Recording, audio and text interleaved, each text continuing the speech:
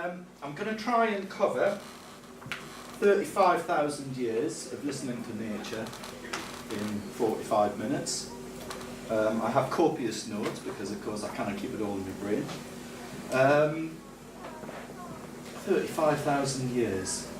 There's a specific reason for that. But I would like to start. It's a mixture of sort of supposition, a few hard facts, and then eventually we come into sort of the historic record and the science of it all.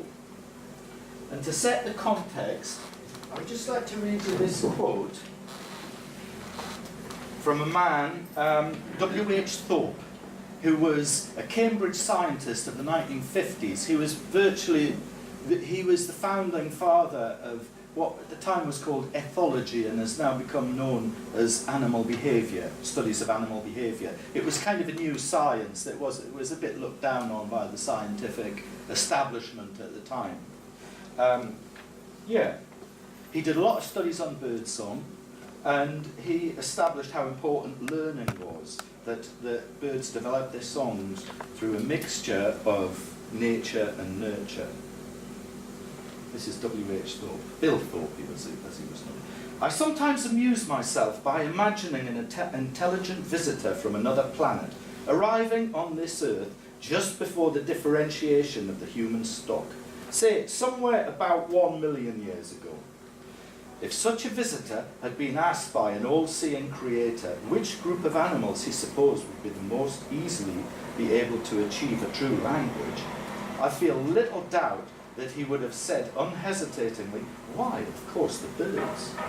And indeed, if we now look at the birds together with all the mammals other than man, we have little hesitation in saying that the birds are by far more advanced, both in their control of their vocalization and by the way in which they can adapt them collectively and individually to function as a most powerful communication system.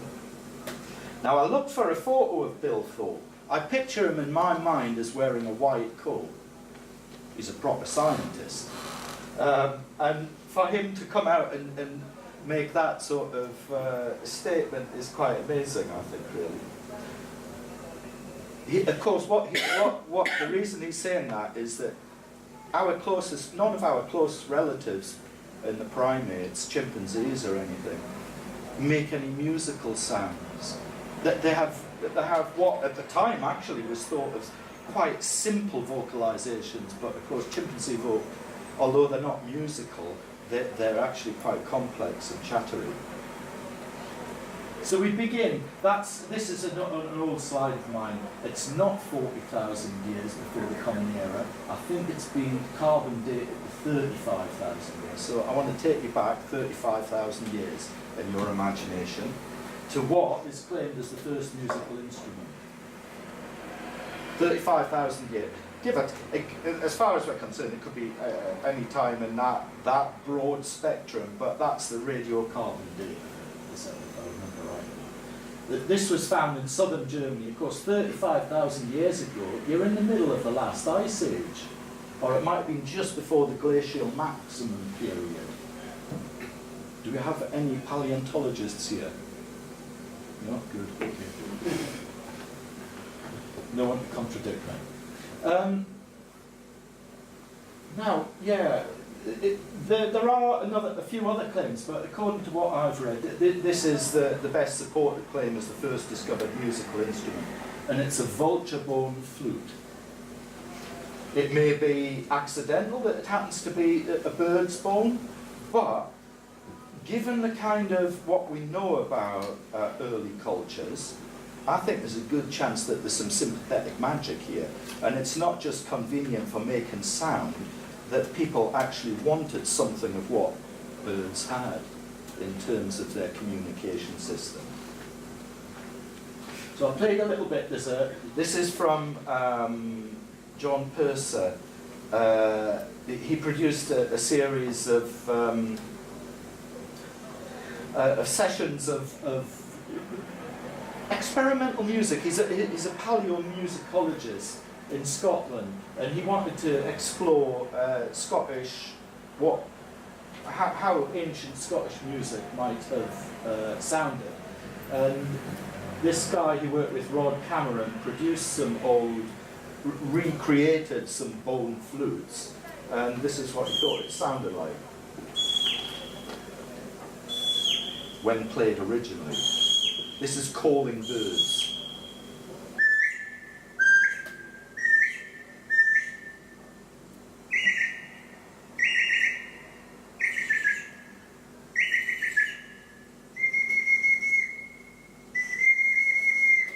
Well, you get the idea.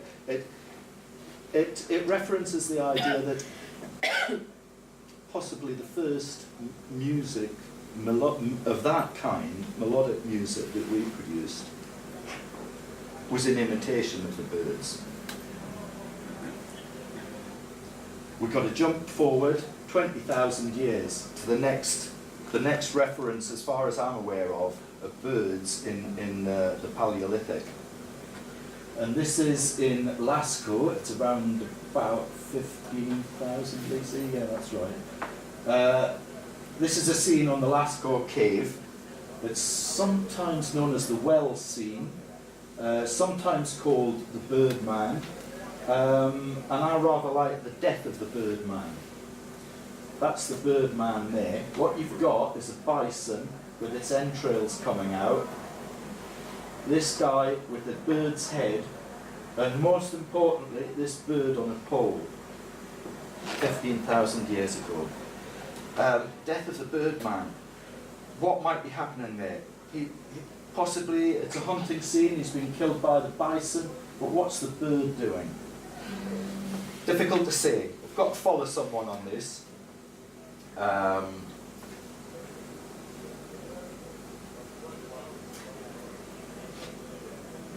The Reverend A.E. Armstrong was the guy who seems to have uncovered the most of this period, which is a hard period. It's a dark ages that we don't have.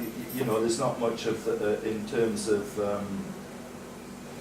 archaeology, and there's no history of it. So, what we do get when we hit the historic period is it's a mythic era. You have a widespread belief in augury and in the transmigration of souls, that the birds represented the souls of the departed. So what it looks like is going on there, it could be that he's a birdman in terms of being a shaman, but also the pole, the bird on the pole, is a motif that crops up right across Eurasia in funereal situations. So there's something to do with his soul leaving him and becoming a bird. Right. That's a closer look at it. In how can we delve into that whole area from 16,000 years ago through to the start of the historic period, 500 years before the Common Era? I went with a couple of people to Estonia a few years ago, and we were talking with the folklore expert there, this lady. We didn't know that she was interested in birds. We were looking into what links there were between Estonian music and birdsong. And it turned out to be a passion of hers, and this is what she had to say about bird.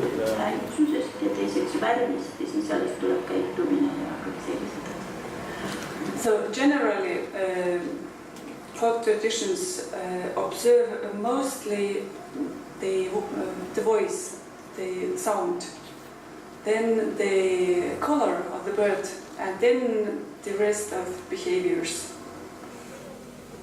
That's her daughter interpreting for us. But you get that the sound was the most important thing. Because, of course, as one's gone back into the past, we've only had the optics, these fancy optics for bird watching for 100-odd years. You know, before that, sound was crucially important.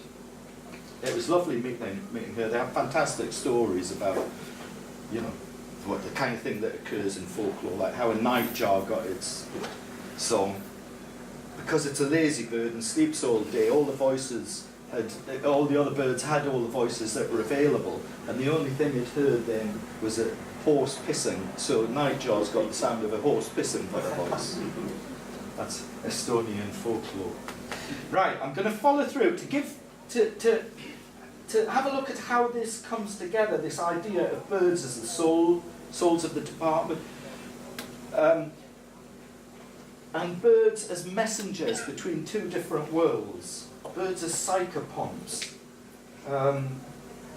and the idea of augury, that we can learn something about them. I'm going to follow the Reverend A.E. Armstrong and how he explains about divers and their association. And he begins with the fact that they're called the rain goose in Shetland. So he looks into that. Now, this is where I've got to check my notes because there's a whole load of stuff that I have to get right on this. In Shetland, the comings and goings of red-throated divers foretell bad weather. In Norway, the black-throat and northern divers' calls tell bad weather or rain. In the Faroes, the red-throat mews before bad weather, but grackles before fine weather. Also in the Faroes, the red-throat calling overhead is following a soul to heaven. The Thompson Indians of North America, among them the great northern diver, calls portend rain, but also the Thompson Indians imitate those calls to try and bring on rain. So they're actually thinking that the sound, the calls, that the divers have such a strong association with the weather and rain that they actually they have an influence over it. There are creation myths all around the globe, northern hemisphere, northern latitudes through the boreal zone, involving divers, usually bringing up earth from the bottom of a lake or the sea to create land. And that includes among the Buryats in Eurasia, the Yakuts in Eurasia, the Chippewas, the Ojibwas. And then there are right, let's get this right. So,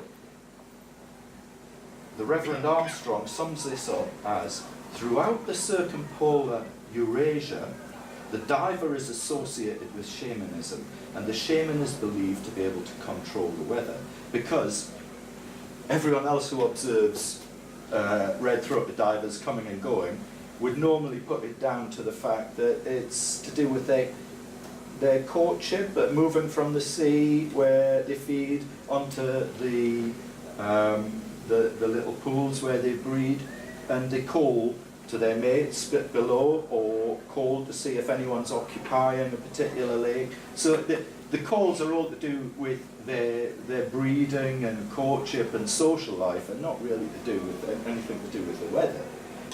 So what Edward Armstrong is saying is that over the years they've acquired the characters of shaman because they were a bird associated with shaman. And here you've got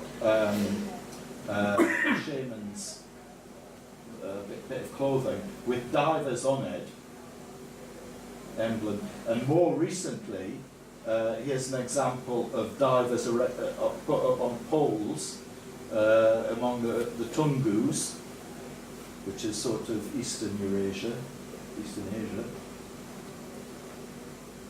In North America, soapstone carving of a diver. So what we're talking about, red-throated divers, it's a tundra bird really, and in the north of Britain we've got them, and there's two main calls. So according to, say, where were we? The Faroese, grackle before fine weather.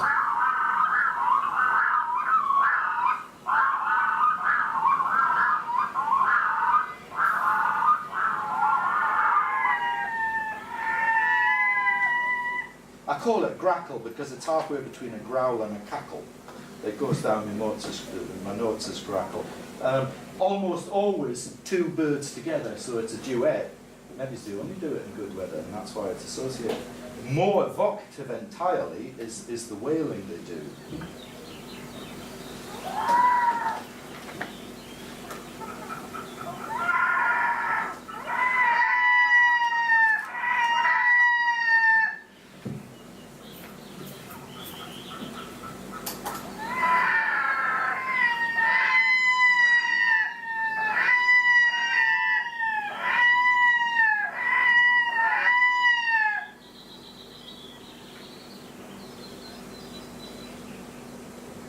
I mean, it's a very arresting call when you're up in the environments that these birds live in. That was recorded up in Sutherland there, these wide open spaces, really carry.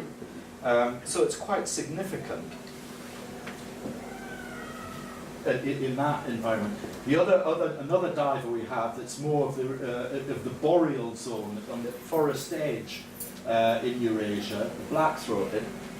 They're another bird that has a very iconic. It's really its song. It's display calls.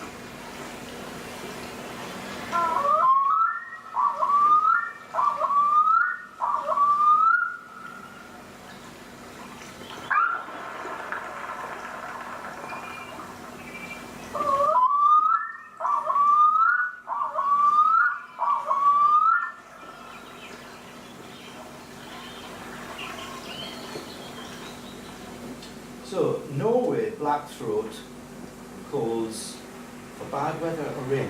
Well, the story behind that, I mean, it had me in tears actually when I recorded that, because the year before I'd spent 2 to 3 days sitting with my mics out by various locks, watching a single blackthroat or a pair of blackthroat, absolutely silent apart from soft little mewings between them.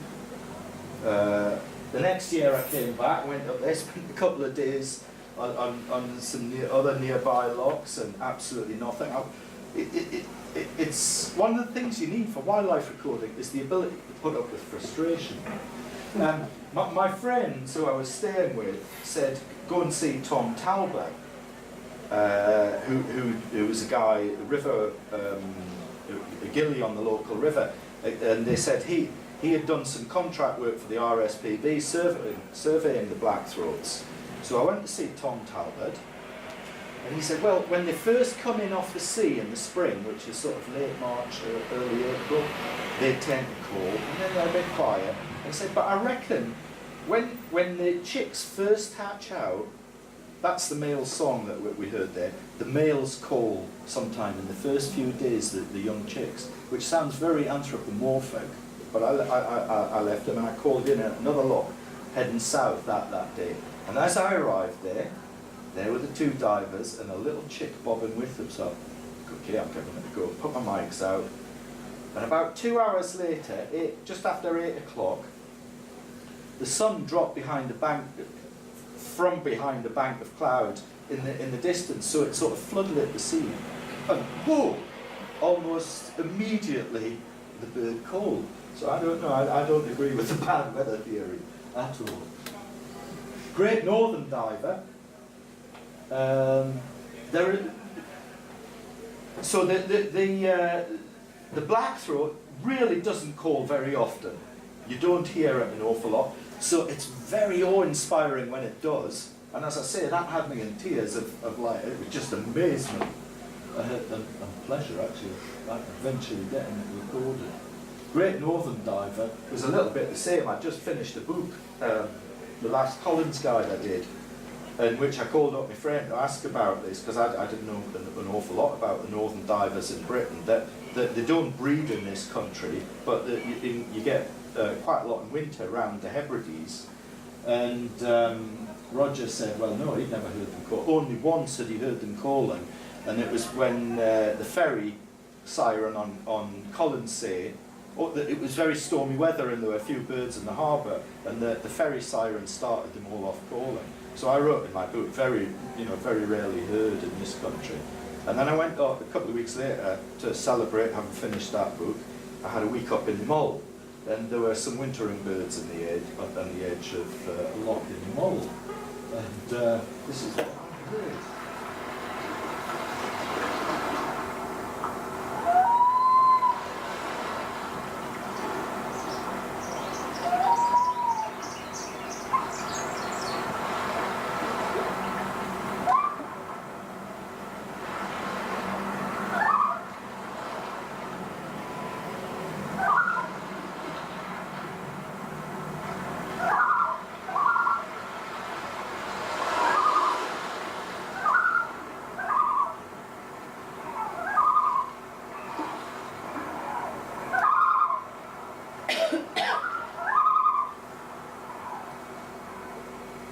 And what that one was, they started calling, and I ran back into the camper van and went into the record. And the next thing I saw a big brown bird coming over. They got buzzed by a white-tailed eagle. So that's what started them off. So, yes, I know some of you will be disappointed that there appears to be no substance to the folklore behind their ability to predict the weather or even describe the weather. They have very mundane reasons for calling, but they are awe-inspiring calls, what they do. That was the scene. Mike's down on the beach and me and my camper van. You may have heard these calls before because there was a point in the late 1980s where that tremolo call from the Great Northern Divers became very popular.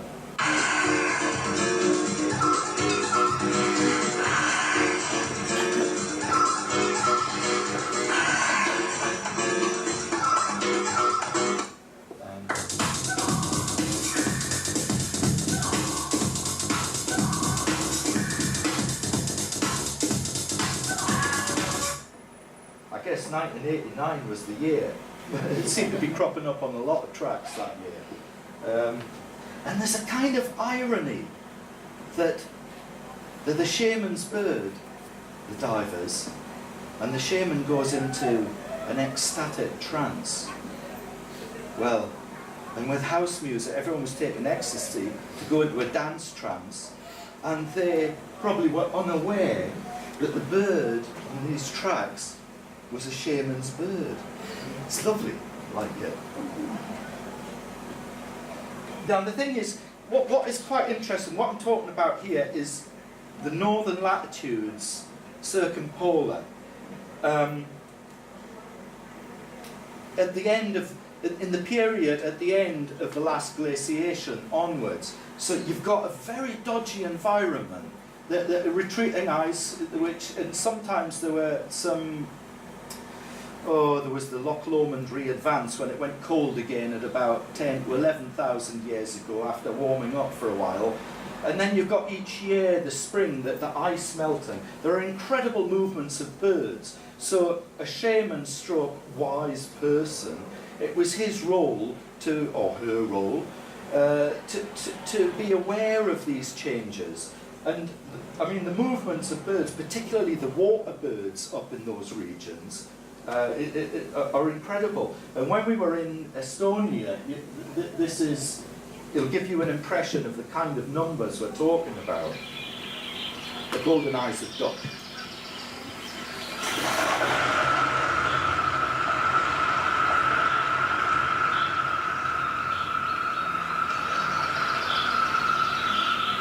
That's about 1,000 goldeneye taken off from the edge of the Baltic. They're on their migration up to further north to breed. If you've had a hard winter, 1,000 goldeneye and other birds passing through, really important sign, an important resource of food.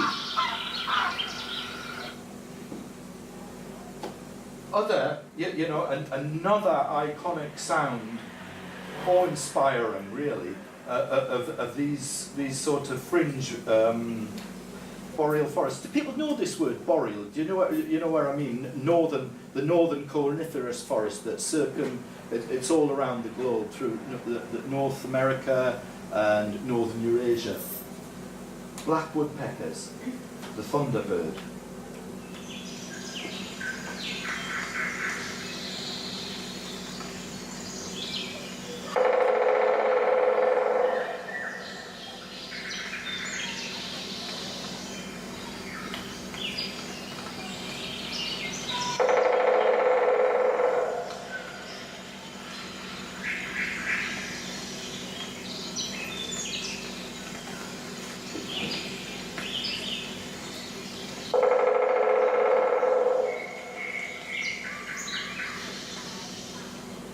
So that's a sound that carries about 5 kilometres over the forest. You know, it's quite very iconic.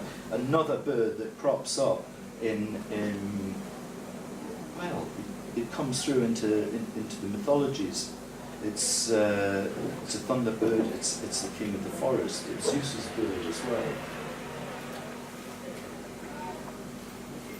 Okay. Yeah. So the period I've been talking about is from, you know, that's wrong for the bone flute, around there, right through here, Lascaux. You've got to get down to here before you get the historical record, and I've expanded it along the bottom. So we're just coming into that now.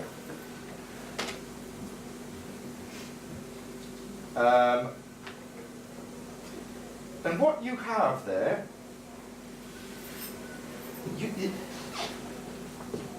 I'm getting a lot of my ideas about it from my studies of Greek literature, so you're going to get a fair bit of classics here. Particularly Tiresias, who was the blind seer of Greek mythology. And he's a guy, so, you know, he's a man of paradoxes. He's blind, but he can see the other world, the future. He has connections with the underworld, with the dead. He's a person of ambiguous gender, later interpreted as 5 years male, 5 years female, I think, but actually probably more likely originally of ambiguous gender. And, most importantly for us, he had understanding of the language of birds. And it's said that he got the two derivations to how he acquired the understanding the language of birds. One was that Athene cleaned his ears, and the other that his ears were licked by snakes. Whichever way, it was very important for him for telling the future. This is how he was pictured in late 1700s, sort of like old Father Time, or telling the future to Odysseus. Yes, he did. I think Odysseus has to consult him, go to the underworld to consult him about how he's going to get home. I think probably that was more like how he originally looked at the time. He's a shamanic figure. That typically the ambiguous gender thing is a shamanic attribute. That's Marcus Coates' take on a psychopomp. He's a guy I've worked with in the art field a few times, which is rather nice. And the bird that is very much associated with augury as we come into the historic period is the raven. Old spelling of the word here. Raven, yeah. The raven is also a very powerful bird. Raven, that's the onomatopoeia of his name.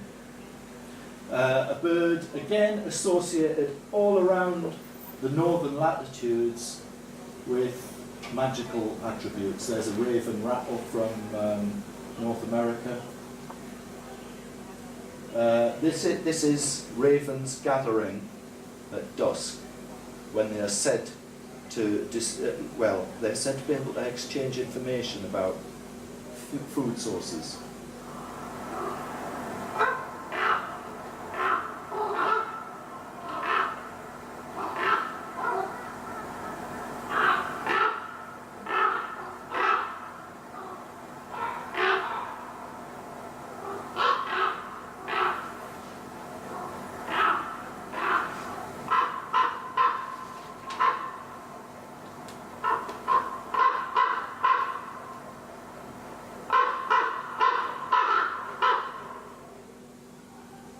Nice voices. The idea of them talking, though, they're renowned for their intelligence. The fact that they're a bird, an augur's bird, that they can foretell the future. Odin, another story, Odin had two ravens called Mind and Memory, Hugin and Munina, I think it was.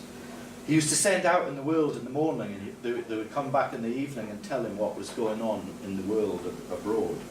So this idea that ravens can speak.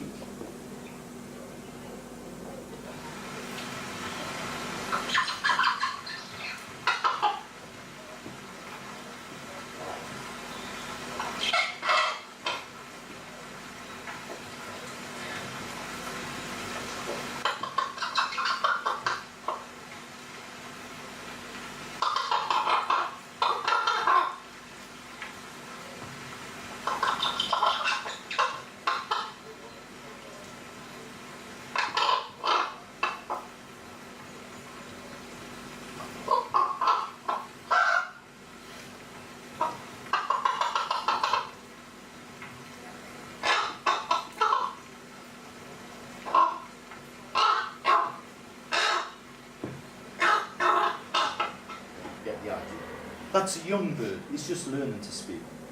He's less than a year old.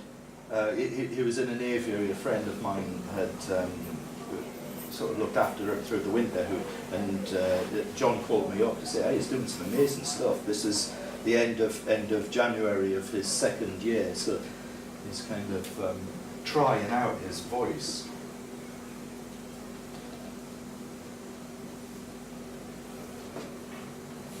So, right.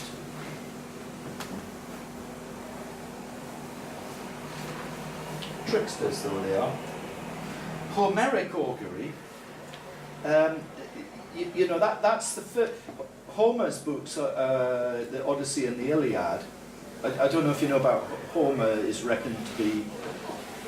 He sort of gathered oral traditions. It's not known whether he was a single author or not. But so you posit this guy Homer as a collector of the different traditions. But he was thought to have written. Oh, I should have checked this. About 700 BC. 600 BC, shaped up the Odyssey and the Iliad. So he's gathering stories that have been around through the Bronze Age, you know, the warrior cults of the Bronze Age. And his augury features all the way through it. But it's always about eagles, you know, the big sort of macho birds. And it's become a bit superstitious in that, or does an eagle flying on the right mean that things are going to go well for you, or if it doesn't, it might not work out for you.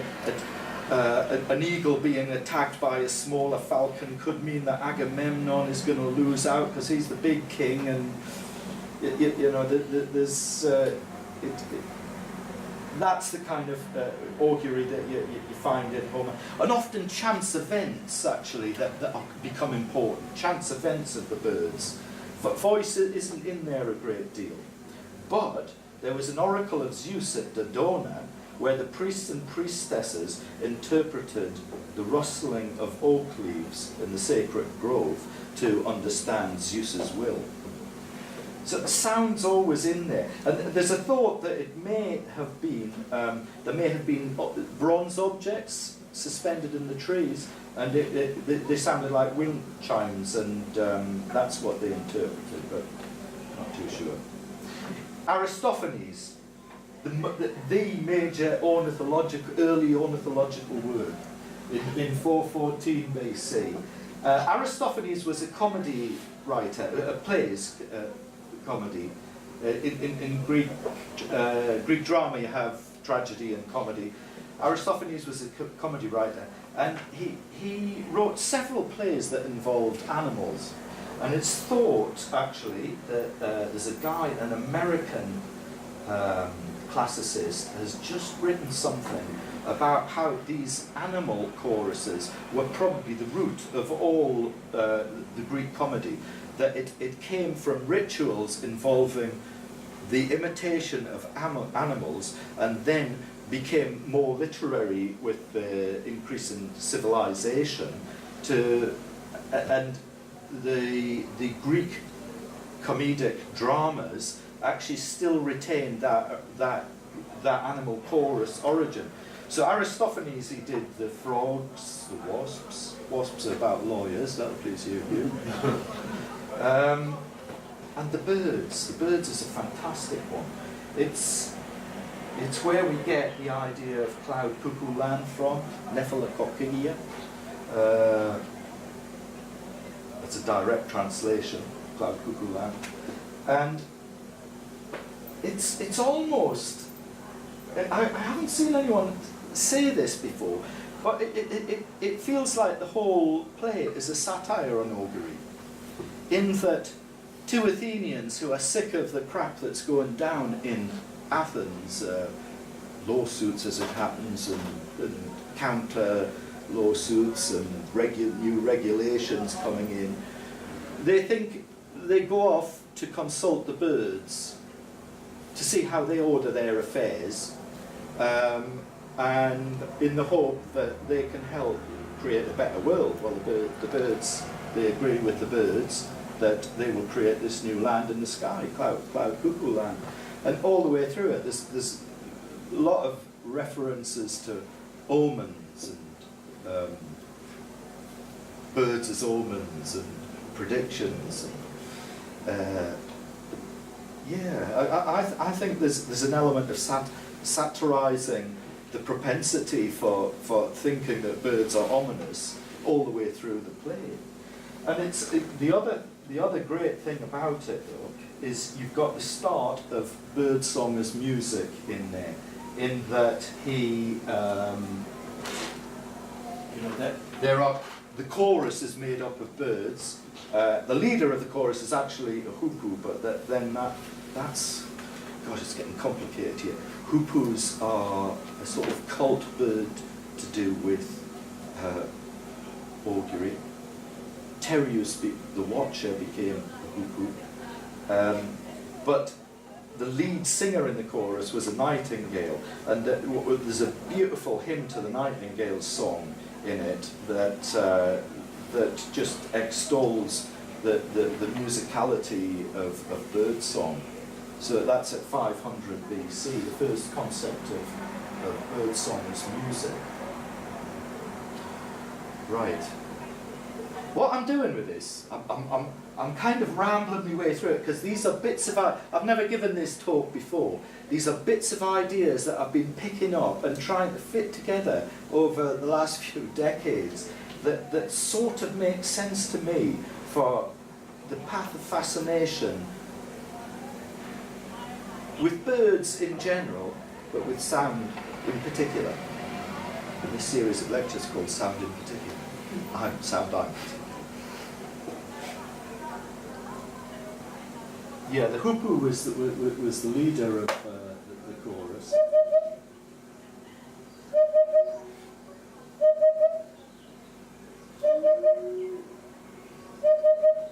Hoopoe song, very much like a cuckoo.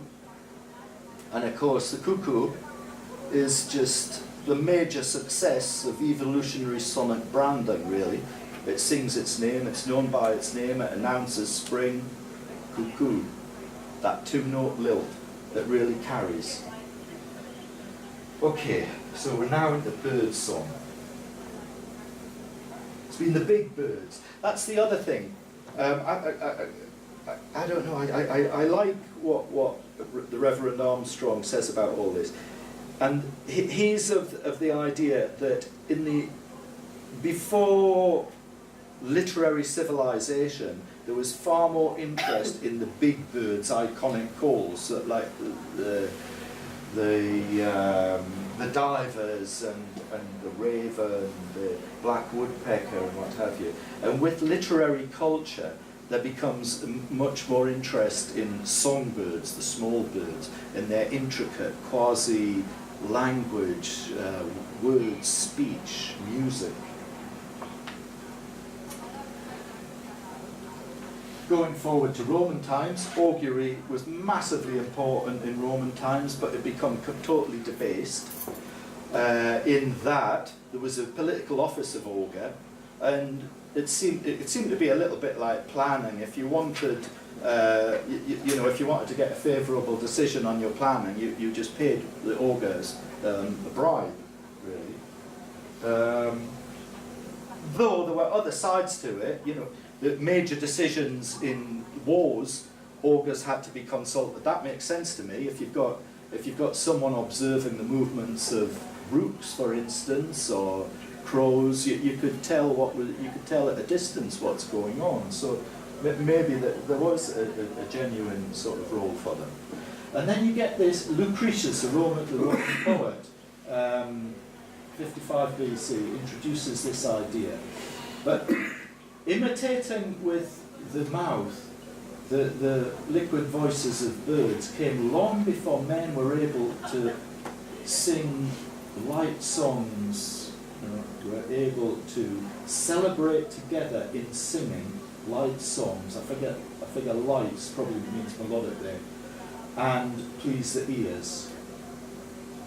So that's harking back to that idea of Bill Thorpe's, that actually where did this human propensity for musicality come from? Compared to in comparison with our close relatives. did we learn it from the birds? Okay. Just briefly on the augury thing, though. At that time, round about the time of the Romans, and we're getting a much more literary record, Justinus too, it wasn't just, so augury was really important in Greek culture of the classical period, Roman culture, but also in Gallic culture. So you've got Justinus too describing, the Gauls, Celtic organisation of literary, blah, blah. The Druids used the same methods as Roman augurs. For the Gauls are skilled in augury beyond other nations. Caesar and his Gallic Wars also said something to that effect. Diodorus Siculus, 1st century BC. These men predict the future by observing the flight and calls of birds and by the sacrifice of holy animals. And in Campbell, who collected popular tales of the West Highlands in 4 volumes, 1860, birds are very often referred to as soothsayers. Yeah. And he draws, what I find really interesting is he also draws a connection in language and story between Celtic and Scythian cultures.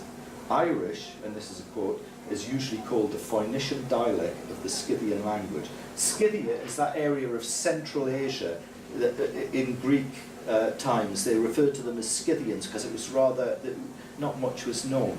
And I think what I'm trying to get at here is there is a common culture that sprung up in those years after the retreat of the ice, and people spread across Eurasia and into Europe, and it's exemplified by these ideas about birds and the idea of augury. It just seeps through in so many ways. The nightingale, okay, no, we didn't yet. The major bird song that comes through from Aristophanes' time through Roman times. In Roman times, a well-trained nightingale that was a good mimic fetched more than a slave, a human slave. How about that? Nightingales were highly prized, highly prized and highly admired for their singing, and just acquired such legendary associations. This, in the Middle English, there's a whole genre of bird debates in which usually the nightingale figures. I think you can probably see there, this is someone's PhD thesis, the voice of the nightingale in Middle English poems and bird debates. You have the owl and the nightingale, the thrush and the nightingale, the cuckoo and the nightingale. Richard maybe did his book on all to do with nightingales. We've got Sam Lee at the moment doing his singing with nightingales. It's still there, this obsession with nightingales.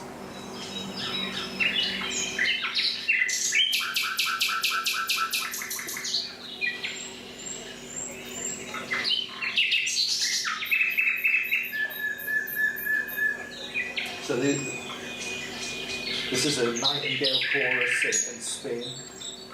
For anyone who hasn't heard a nightingale. One of the interesting things about it is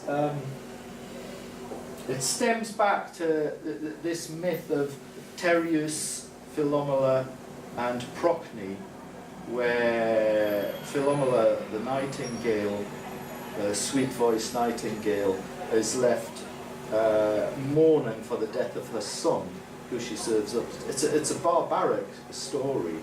Who knows what's going on? I like Robert Graves's interpretation that it's the misinterpretation of a fresco where, again, to do with the bird cult, where a priestess is being fed a leaf rather than having her tongue torn out, because Procne becomes a swallow twittering unintelligently.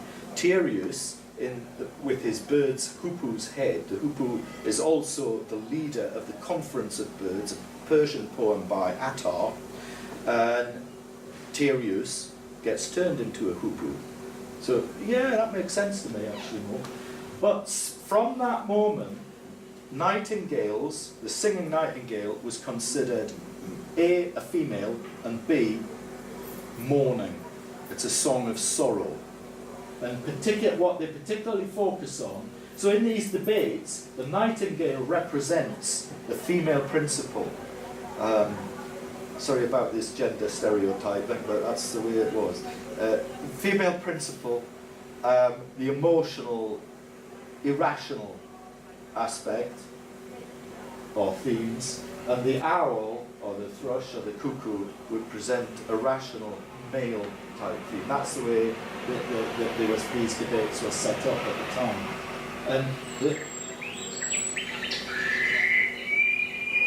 these sobbing notes of the nightingale were reckoned to be its real peak in terms of the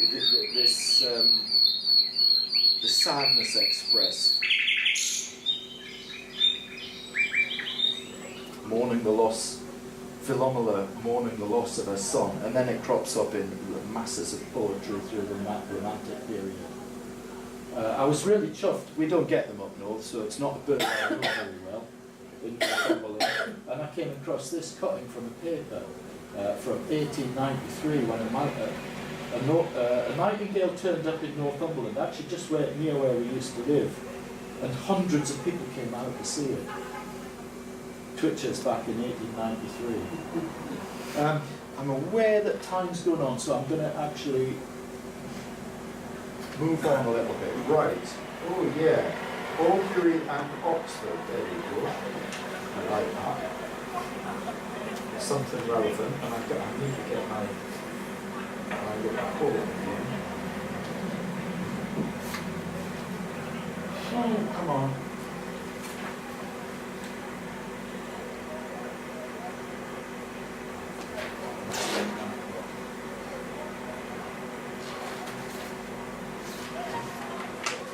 Well, oh yeah, there we go. No, there we go. Picked up in a funny book about Celtic maps actually. When Osney Abbey was founded as a priory in 1129 on sodden meadows beneath Oxford Castle, no reference was made to the site's legendary status as the Omphalos of Celtic Britain. That's to do with his Celtic map theory.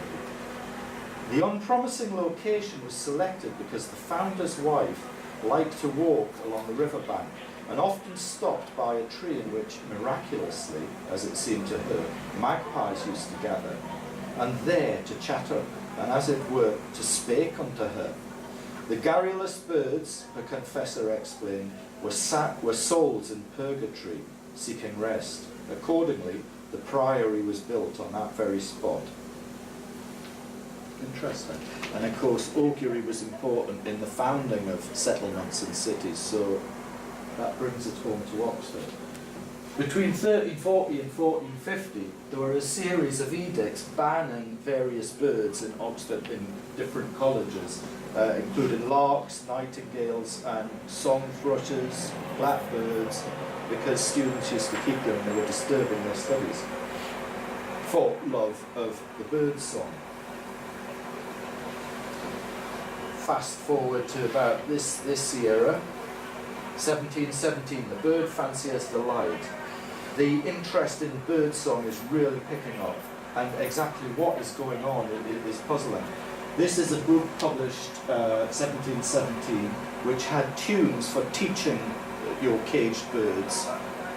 Different pages had different tunes for different birds, varied from bullfinches through woodlark, blackbird, house sparrow, canaries, linnets. And by Victorian times, there was a major trade in bullfinches being exported from Germany to London. These bullfinches were trained to sing in certain ways. Bullfinch, imitation of German folk tones.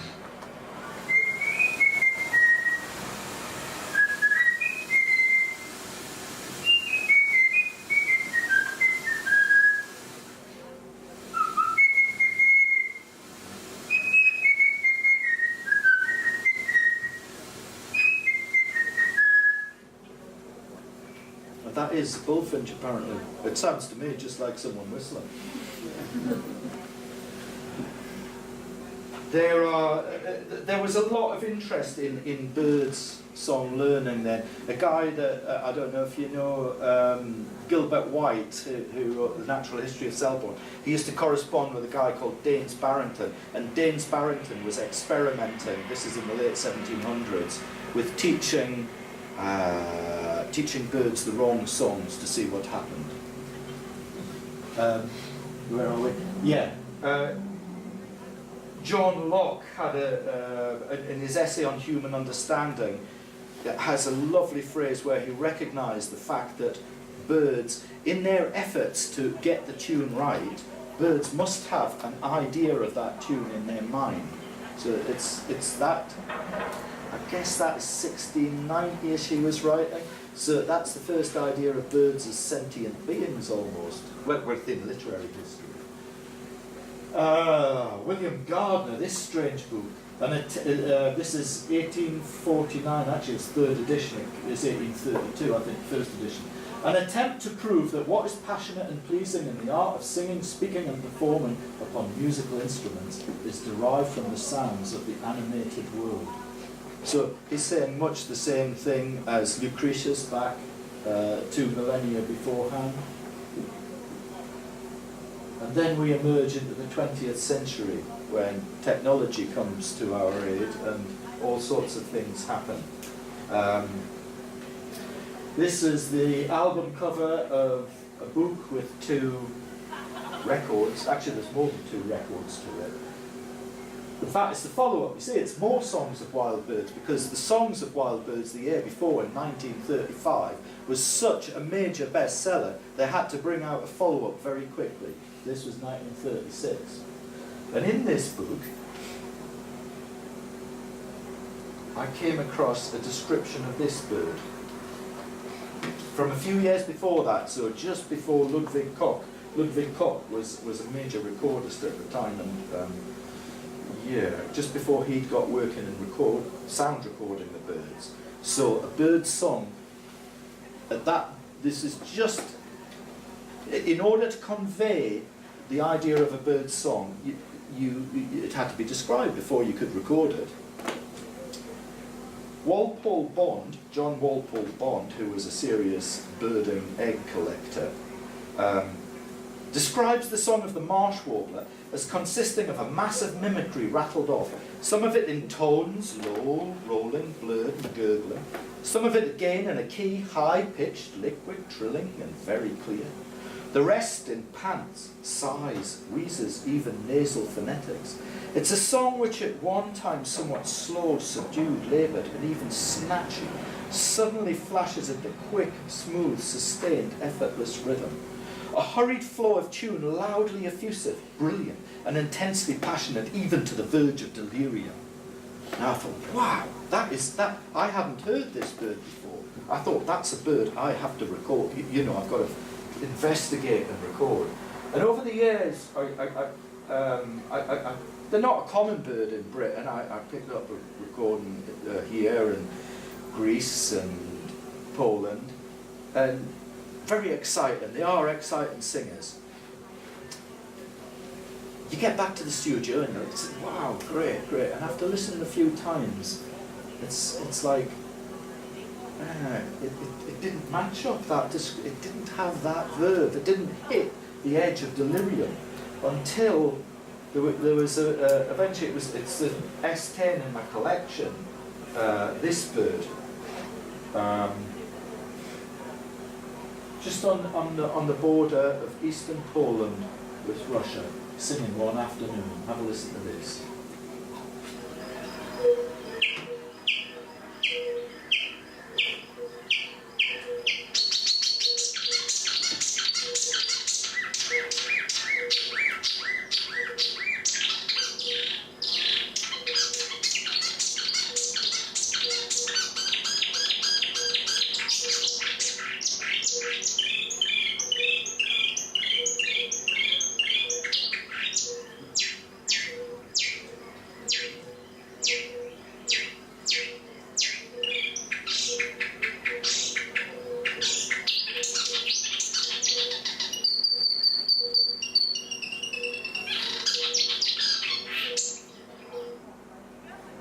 I recorded over an hour of him, but I like that particular section because he gets up to delirium, if you ask me.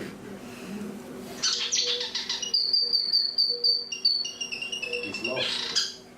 Yeah, that's it. Interesting birds. Their song is completely. We're now getting into the scientific era, and W.H. Thorpe that we started with. This was his a major little book that he produced, and he was one of the first people to use sonography, sonograms, printing it out. So there you've got the difference between two different chaffinches. There's a normal chaffinch song across the top with different phrasing. He used to experiment with the birds, you know, some were deafened, some were raised in isolation, which, I don't know, is rather cruel, but he did have some major findings. So that's a bird that's raised in isolation. It hasn't got what we recognise as a chaffinch song. It would sound roughly like a chaffinch. As the science of bioacoustics started going, then you find that what we were just listening to, the marsh warbler, a Belgian lady did a study of the marsh warbler song, and it's made up virtually all of mimicry of different birds, and the average marsh warbler has about 80 to 100 different species mimics in its vocabulary, and she did an analysis of it and was able to plot the route of migrating marsh warblers from the particular birds that were imitated in the song. That's science, so we're through into the scientific era. Sonograms have come on amazingly from those early days. You can analyse a whole habitat now.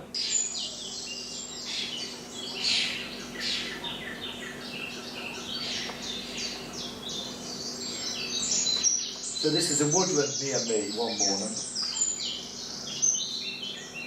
Thing along the bottom is a wood pigeon just about to come in. Rather quiet. The rain comes in again, all that fiery action there. But listen to this bit here. That's soft. Yip, yip, yip, yip, yip, yip. That's a sparrowhawk. So everything goes quiet briefly while the sparrowhawk male comes in. Picking up again, you can see the female sparrowhawk just calling softly, going to meet him. And so, of course, it's wonderful. You can with sonography, you can point out and analyse particular things of a whole soundscape without the subjectivity of individual listening. And whereas science, for a lot of the 20th century, didn't like the use of the musical terms in the analysis of birdsong or any other bioacoustic strand. Now, they're quite happy to use musical terms, which is interesting, coming around full circle. I think I'm probably running out of time. Sorry? He's got 20 minutes, unless you want some time for questions. Well, it's nearly finished, so I'll just finish these two.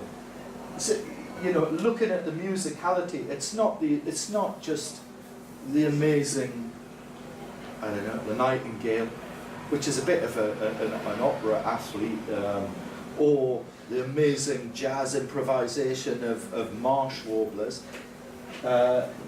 Some birds that aren't particularly thought of as major singers do some wonderful stuff at times. For instance, this pied flycatcher.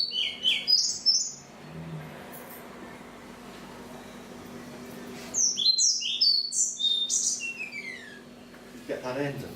How sweet. And then he picks it up, that descending arpeggio, he picks up the notes on the next verse. And so we now get, this is the latest for me, all the research, I got this book last week, I'm going to have to dive into it. There's a lot of research going on the neurological infrastructure behind cognition, looking at how birds learn songs and how that compares with how humans learn language. I must say, it's bloody hard work reading this, but I need to get it on board. And of course we have David Attenborough there. What has Augury come to nowadays? Well, really it's what gets called blue chip BBC nature documentaries. I hate the term blue chips. I'm not quite sure why, but there we go. That's what people say. And you know, it's quite interesting having David Attenborough talk about the jazz improvisations of the sedge warbler, etc. But probably the most famous little snatch of birdsong on the planet from his life of birds was a sequence of a lyrebird in Australia doing bits of mimicry of, they're fantastic mimics, these lyrebirds, in doing bits of mimicry of like a camera shutter, I remember, and also chainsaws, forest chainsaws, because there was an implication in it that the lyrebird is singing its own doom, that the forests where they live were being cut down, and there's something very elegiac about that it's singing its own demise. And then it came out that actually the bird that recorded was a captive bird in the zoo, and there was a lot of alterations had been going on in the zoo in the lead up to it. So there's still mythologising goes on this stuff. I'll finish off just by playing you. As I say, I think it probably sounds banal saying that I think the nightingale's overrated. They're not. They're very stunning singers, but in terms of musicality, they don't have rhythm. And so they have timing, precision timing, but it doesn't have a lot of rhythm. Beautiful sounds as well, but there tend to be a lot of repetition. The bird that's really got me is one of the warblers that you get down in the eastern Mediterranean. That's perfect Orphean warbler habitat, an old mix of woodland on Lesbos, an olive grove with mixed native Mediterranean woodland. And here is my favourite bird.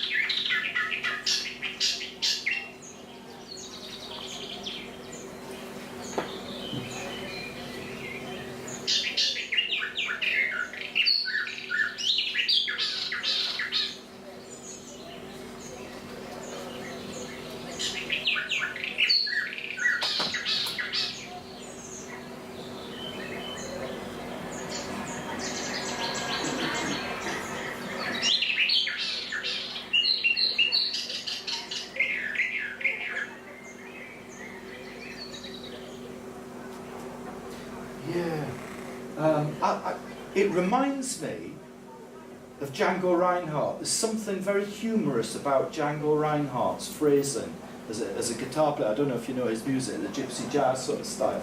He does things that shouldn't fit. He'll come in with something completely across the rhythm before settling into it. And the way an Orphean warbler just changes rhythm and switches round its phrasing, it's almost like there's a sense of humour there. Or it's having fun. It's having fun musically.